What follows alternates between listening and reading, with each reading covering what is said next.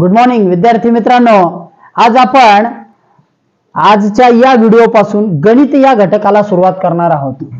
म्हणजेच आपण जे आजवर क्लास बघत आलो त्यामध्ये आपण तुम्हाला मराठी या विषयाचे जवळजवळ सर्व घटक घेतलेले आहेत। मराठी या विषयाचे जवळजवळ सर्व, इंग्लिश मधील सुद्धा सगळे घटक पूर्ण झालेले आहेत। सगळे घटक आणि सगळे पॉइंट्स आहेत ना त्याचे पूर्ण झाले।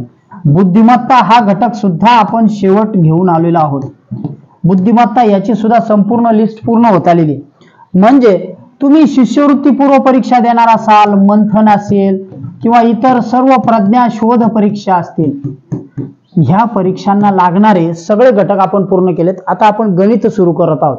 आजच्या या व्हिडिओ पासून तुम्हाला गणिताचे घटक सगळे अभ्यासाला मिळतील। तर आपल्या समोर आज पहिला घटक आहे संख्या ज्ञान।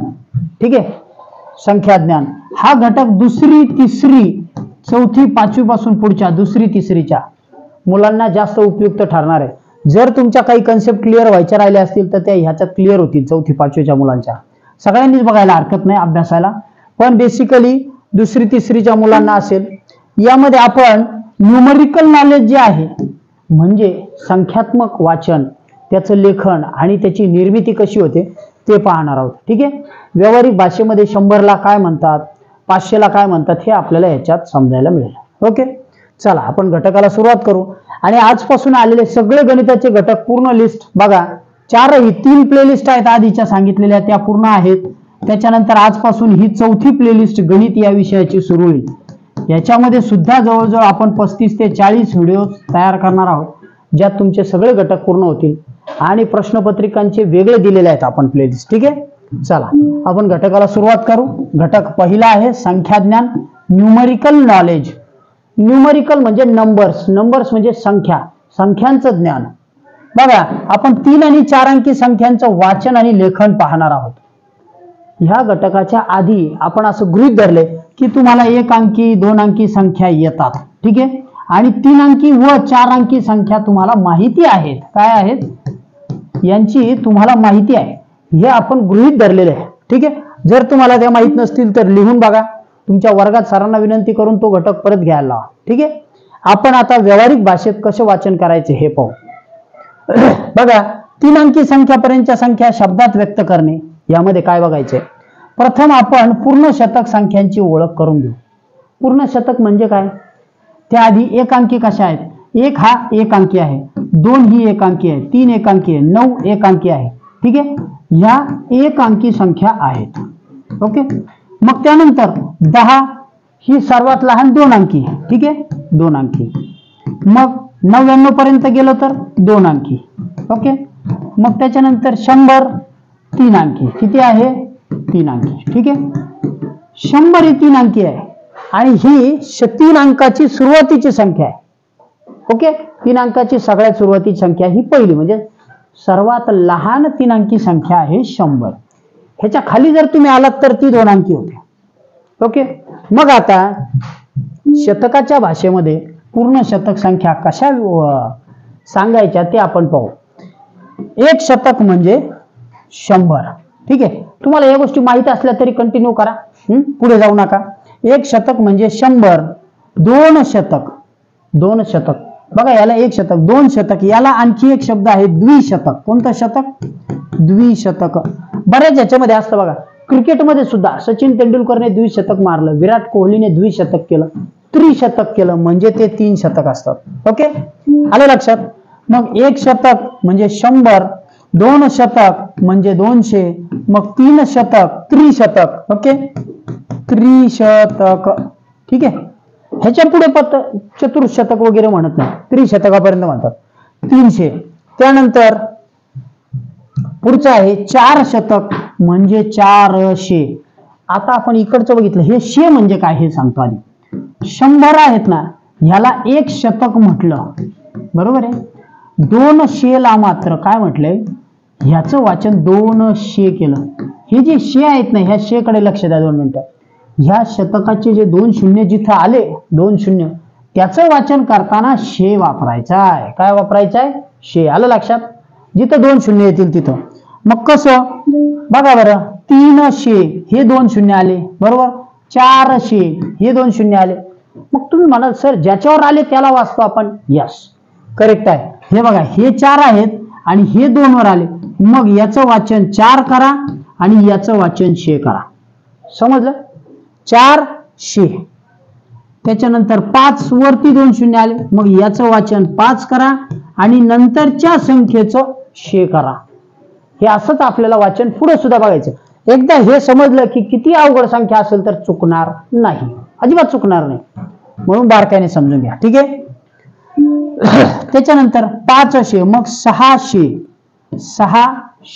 ओके, बघा बरं इथं 6 आहे, हा 6 म्हटलो आपण आणि ह्या 2 याचा 6 वापरला, 600 शतक.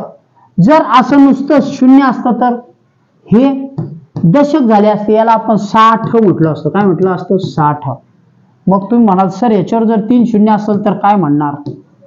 बघा बरं हे 3 शून्य हजाराच्या असतात, पण याचं वाचन 6च येतं, 6 आणि 1000. दुसरं वाचन नाही, दुसरं वाचन नाही. ठीक आहे. आता आणखी एक 100 रचना लिहून दाखवतो. बघा इथं 1 आणि 200. आता हे किती झाले? 1 आणि 200 म्हणजे काय? 1200.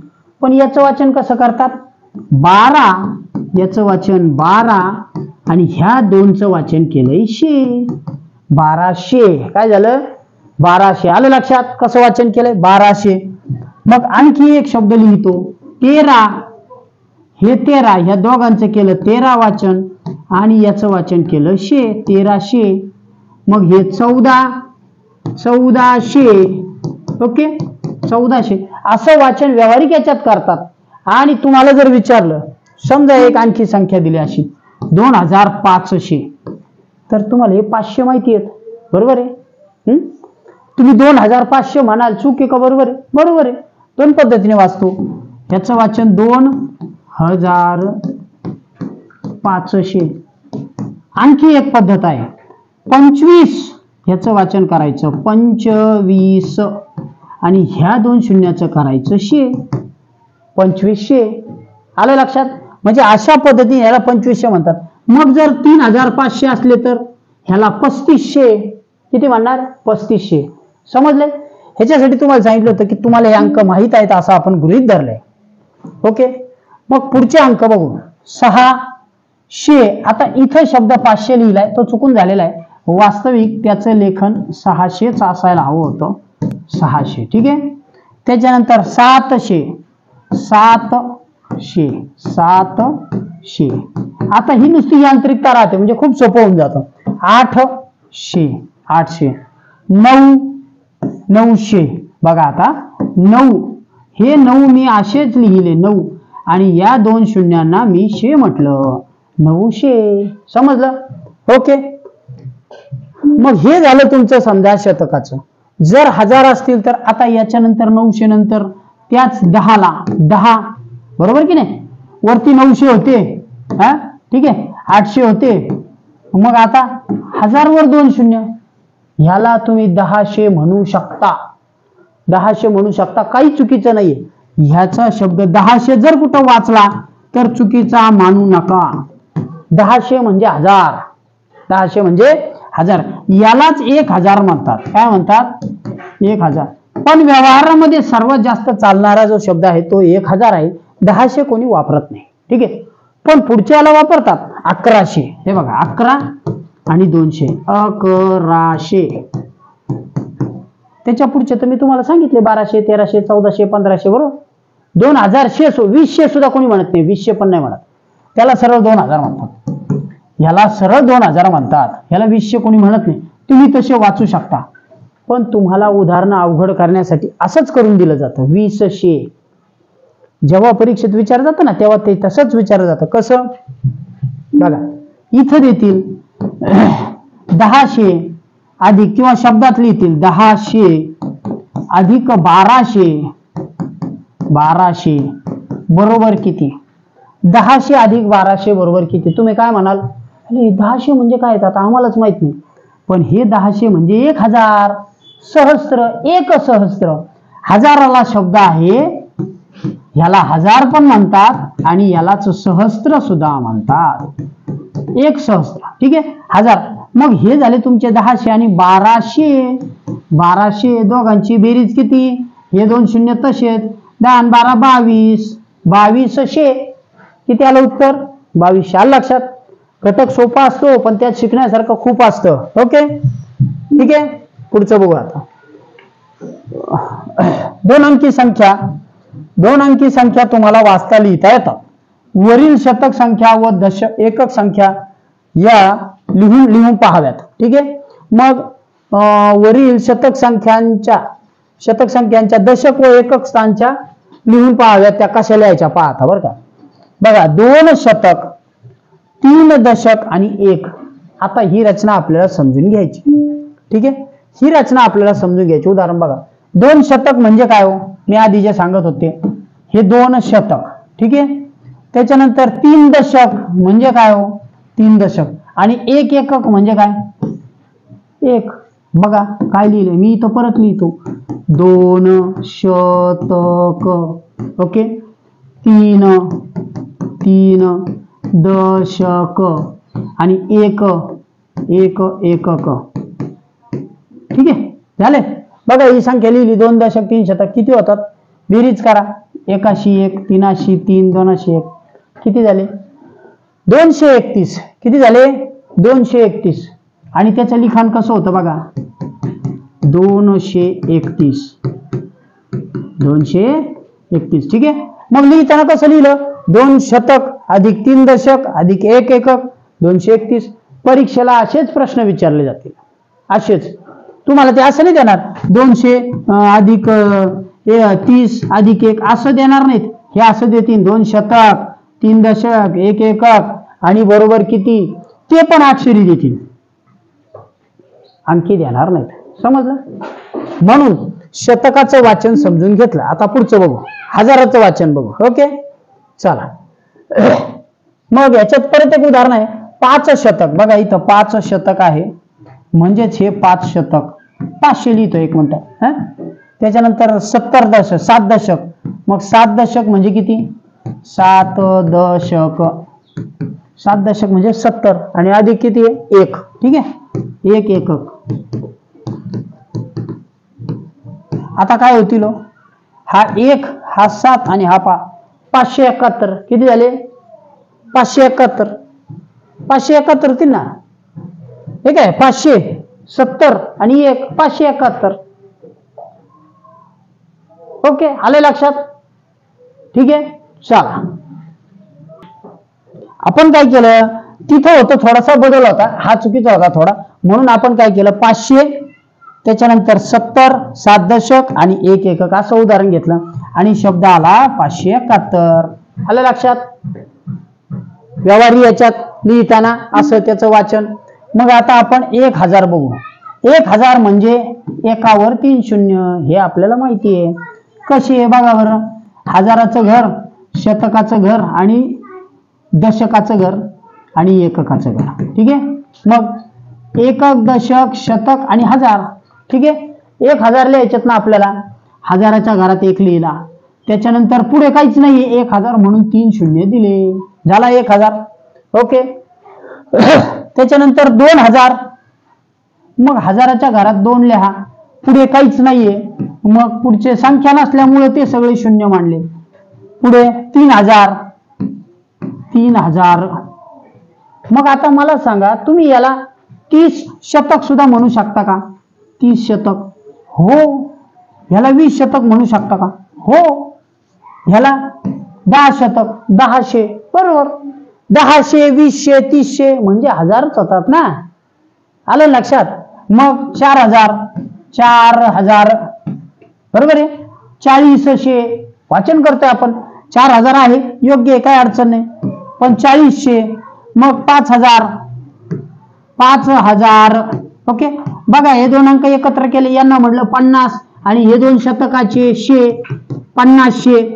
असं कुठं वाचायला मिळत नाही, व्यवहारात कोणी बोलत नाही, पण परीक्षेत मुद्दाम असंच देतात. परीक्षेत असंच दिलं जातं. 50, 40. हो, 50 म्हणजे 5000. तुम्ही म्हणाल 50,000, नाही, 50,000 नाही होत. 50 आणि 100 आहेत मग तुम्ही लिहिताना 50 लिहा आणि 100 चे 2 काढा, म्हणजे या 5 वर 3 शून्य झाले, हे झाले 5000. काय झाले? आले लक्षात? हा डिफरन्स मला तुम्हाला समजून सांगायचा होता. ओके, पुढचं बघू. आता आपण 5000 बघितले, त्याच्यानंतर 6000. ठीक आहे, म्हणजे काय? 6000 हजाराचं घर, शतक, दशक आणि एकक. ठीक आहे, मग मी इथं 6 लिहितो, बाकी काहीच नाही त्याच्यावर, म्हणून 0. एककाच्या घरात 0, दशकात 0, शतकात 0. 7000. बरोबर आहे. ओके, आले लक्षात? मग याला तुम्ही 7000 म्हणू शकता, ह्याला 6000 म्हणू शकता. ओके, ठीक आहे. चला पुढचं बघू. 8000 आणि 9000. बघा बरं, 8000 यस, 9000 म्हणजे 9 वर 3 शून्य. मग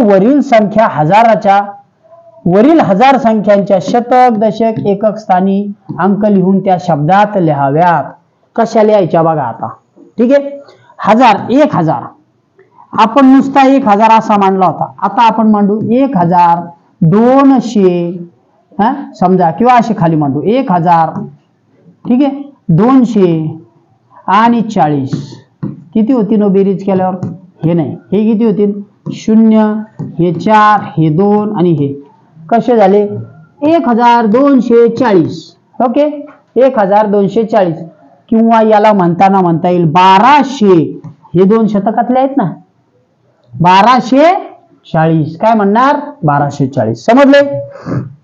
आलं लक्षात? त्याच्यानंतर 2500. मग 2005 शतक. बघा बरं, 2000 5 शतक, 6 दशक आणि 4 एकक. काय अंक होतो? हे लिहिलेलं इथं तेच लिहितोय. 2000 लिहिले, 5 शतक लिहिले, 6 दशक लिहिले आणि हे एक. बेरीज करू. 404, 6, 5, 2. खूप सोपा घटक आहे, तुम्हाला येत असेल, पण थोडासा रिवाइज होईल आणि त्यातनं बऱ्याच संकल्पना क्लिअर होतील. 2564. 2564. आले लक्षात? ओके, चला सराव संच बघू. ठीक आहे, 1 सेकंद. एक मुद्दा असा आहे, हजाराच्या स्थानाला सहस्त्र सुद्धा म्हणतात. सहस्त्र सुद्धा. आता मी याच्यामध्ये एक मुद्दा देतो. हे किती सहस्त्र आहेत मला सांगा? हे किती सहस्त्र आहेत? याचं वाचन 2 सहस्त्र करता येईल का? हे किती सहस्त्र आहेत? याचं वाचन 3 सहस्त्र करता येईल का? करता येईल का? हो, करता येईल. संस्कृत मध्ये हे शब्द वापरले जायचे. आधीच्या बोलीमध्ये हे शब्द 5 सहस्त्र गायी त्याला देण्यात आल्या. 5 सहस्त्र गायी, 10 सहस्त्र गायी असं वर्णन आलेलं आहे. जुन्या याच्यात वापरायचे, आता याच्यात आपण 1000 म्हणतो सरळ. ठीक आहे, मग दश सहस्त्र. हे बघा, 10, 1, 2, 3, 10,000. दश सहस्त्र. ठीक आहे, कळलंय तुम्हाला? सहस्त्र म्हणजे 1000. आता आपण सराव संच बघू. ओके, चला सराव संचातला पहिला प्रश्न तुमच्या समोर आहे. खूप सोपे प्रश्न आहेत, त्याचं उत्तर तुम्ही द्यायचे. चला द्या उत्तर. आता आपण सराव संच 1 पाहत आहोत. बघा, याच्यामध्ये सोपे प्रश्न आहेत खूप. तुम्हाला सुद्धा जाणवतील की सर खूप सोपे आहेत, तुम्हीच म्हणाल. आतापर्यंत आपण घटक घेतो, कारण तुम्ही बाकीचे घटक बघितलेले आहेत, त्यामुळे हे सोपे जाणार आहेत. ठीक आहे, बघा, खालील संख्या अक्षरात लिहा. 303. ओके, 303 कुठे आहे? 303, 330 आहे, 300 आहे, 33 आहे. Option number 1. ठीक आहे, उत्तर खूप सोपं आहे. ओके, पुढे दुसरं 579. 569 आहे का? नाही. 577 आहे का? नाही. 957 नाही. 579.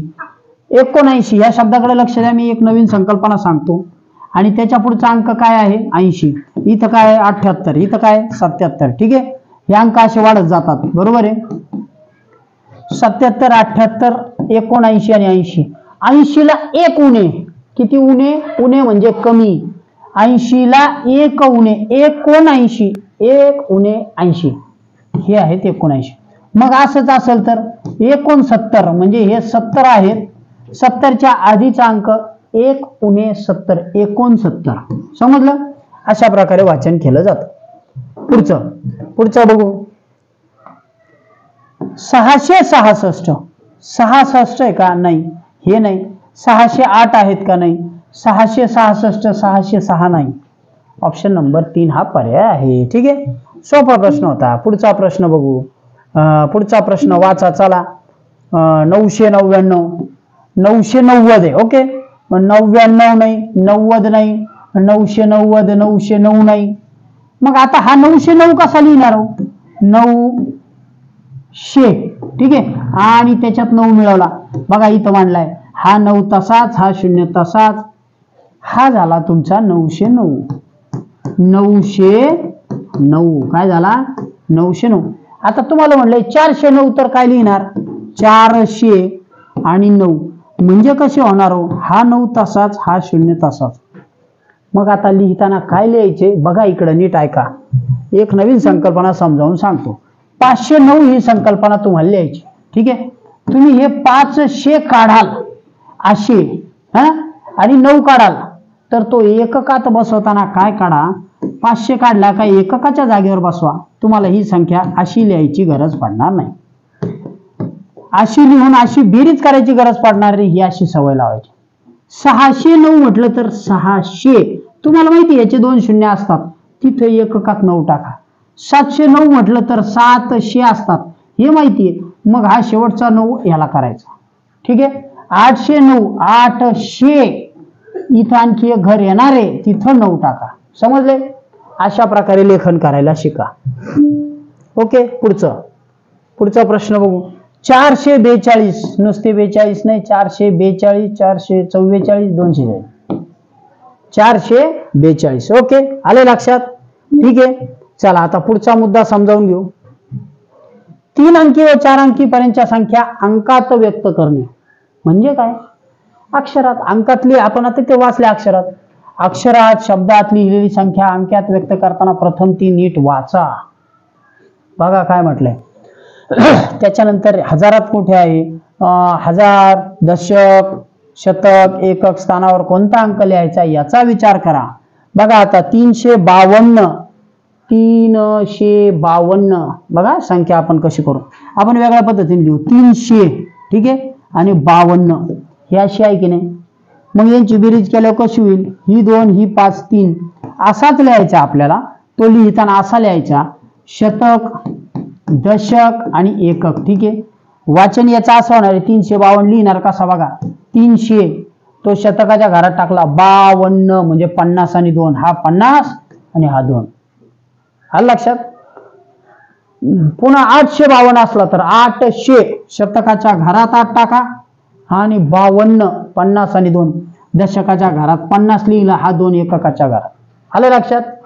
अशा प्रकारे संख्या लिहिता येतात.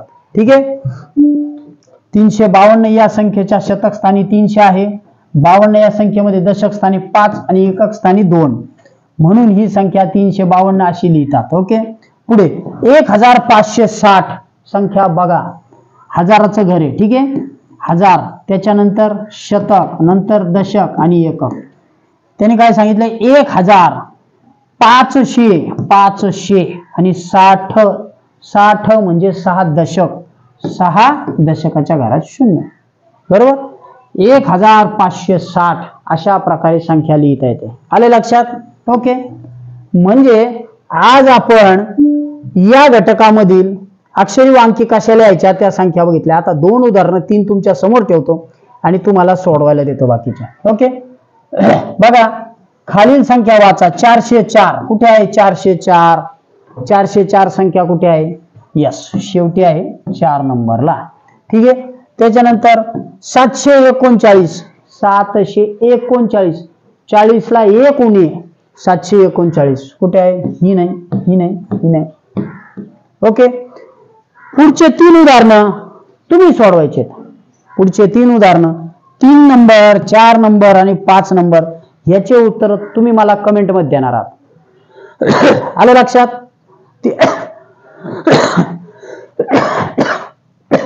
336 म्हणजे किती? 3705 म्हणजे किती? 8008 म्हणजे किती? 8008. तिन्ही प्रश्नांचे उत्तर मला कमेंट मध्ये टाकायचे. तुमचं नाव टाकायचे, शाळेचं नाव टाकायचे. ठीक आहे, ओके. आणि आता हा घटक आवडला असेल तर लाईक करायला विसरू नका. थांबतोय. Good day, bye.